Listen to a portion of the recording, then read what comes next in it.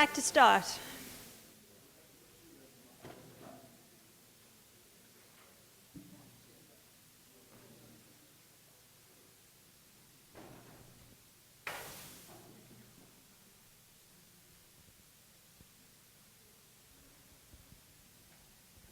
Please just also indicate if your question is directed at anyone in particular.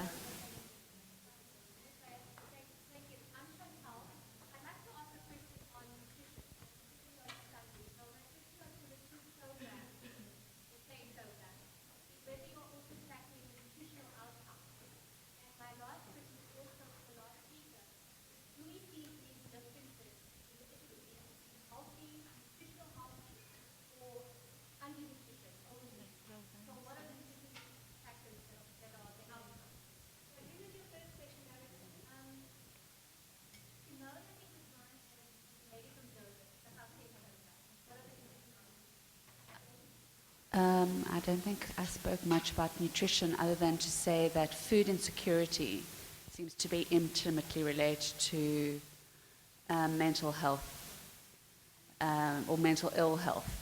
It seems to be, in fact, the strongest risk factor for mental ill health. But I don't know if that's answering your question. I think you were... I can't answer that either. We don't have a nutrition component, but I'm sure that at the Pilani presentation later today, you would be able to have that question addressed. Just to get back to that, just to reinforce the fact that when one looks after the mental health of a person, they are much more likely to be involved in income generation, which is going to improve income. They're going to make different sorts of decisions about how household income is spent or not spent. So I think nutrition is complex in terms of decision making, in terms of money. So it's not just about enough food, it's about quality of food, who makes decisions, what's the relationships around power and decision making around food. But I think we have a nutrition expert right here. Yeah. I wanted Barak to answer.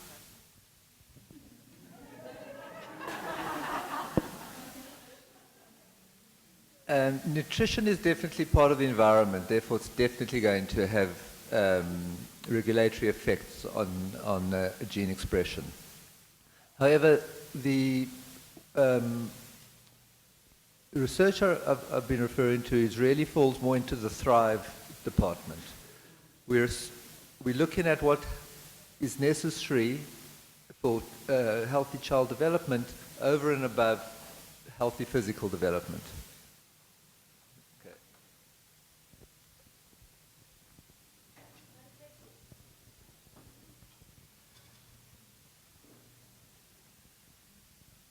Hi, thank you very much to the panel. I think yesterday we heard a lot about the particular vulnerability of adolescents. And so adolescents are a group that I think pregnancy rates are still quite high, and they particularly then vulnerable. So they're still part of the definition of children in the children category, but they also then become mothers or young fathers. So it's something that we're all grappling with, and I was just wondering if the panel, anyone on the panel has some thoughts on how we in particular work with supporting adolescents, whether it's mental health or parenting, etc., given that many of them are still themselves also trying to get through their schooling career.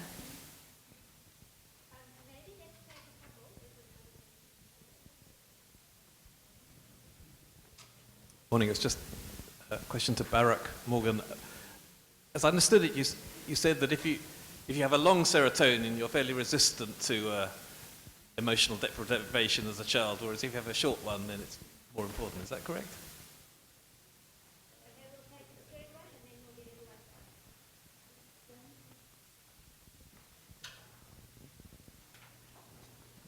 Ron Wits. I think from the health perspective, the challenge is how to get the health sector excited. And I think a lot of us are seeing the community health workers as perhaps being a key element. And the discussion this morning has been about parental and caregiver stimulation.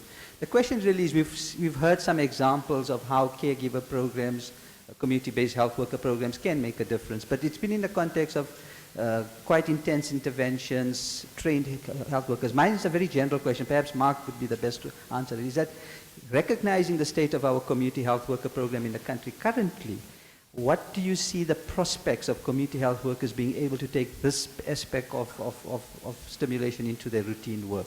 What's the prognosis?